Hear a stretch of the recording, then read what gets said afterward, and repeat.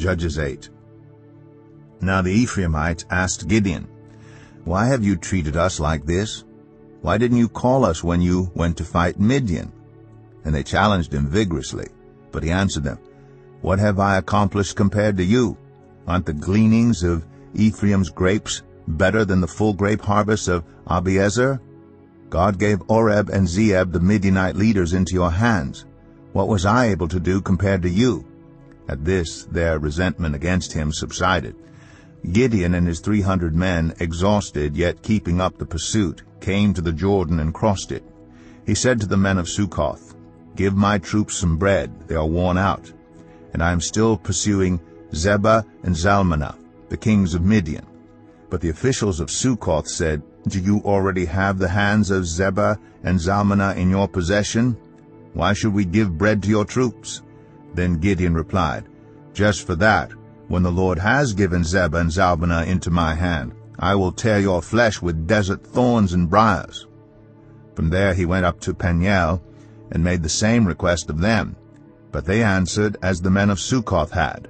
So he said to the men of Peniel, "When I return in triumph, I will tear down this tower."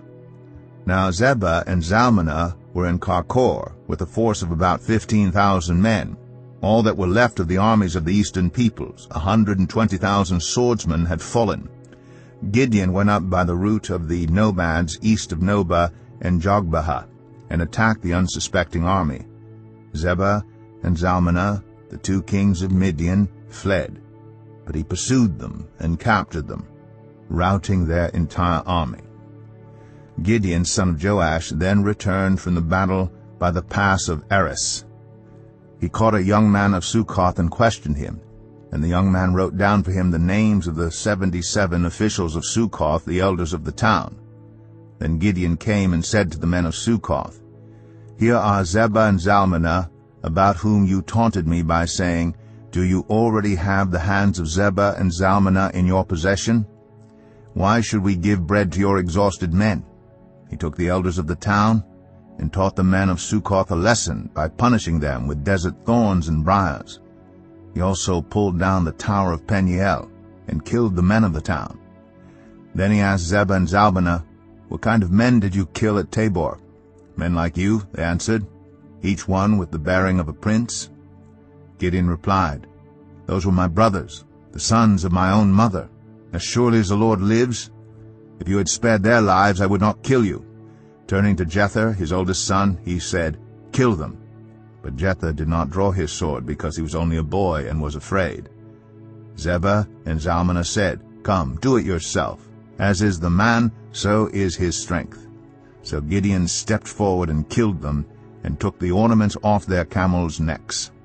The Israelites said to Gideon, 'Rule over us, you, your son, and your grandson, because you have saved us from the hand of Midian.' But Gideon told them, 'I will not rule over you, nor will my son rule over you. The Lord will rule over you.'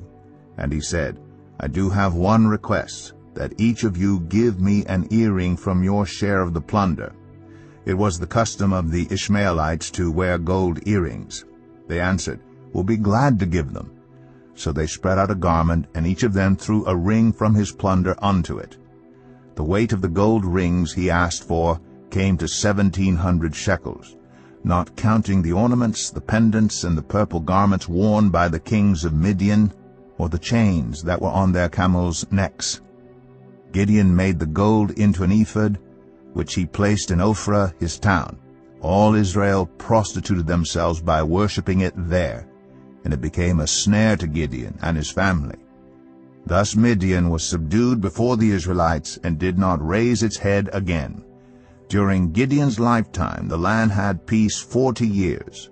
Jerubbaal, son of Joash, went back home to live. He had 70 sons of his own, for he had many wives. His concubine, who lived in Shechem, also bore him a son, whom he named Abimelech. Gideon, son of Joash, died at a good old age, and was buried in the tomb of his father Joash in Ophrah of the Abiezrites. No sooner had Gideon died than the Israelites again prostituted themselves to the Baals. They set up Baal-berith as their god, and did not remember the Lord their God, who had rescued them from the hands of all their enemies on every side. They also failed to show any loyalty to the family of Jerubbaal, that is Gideon, in spite of all the good things he had done for them.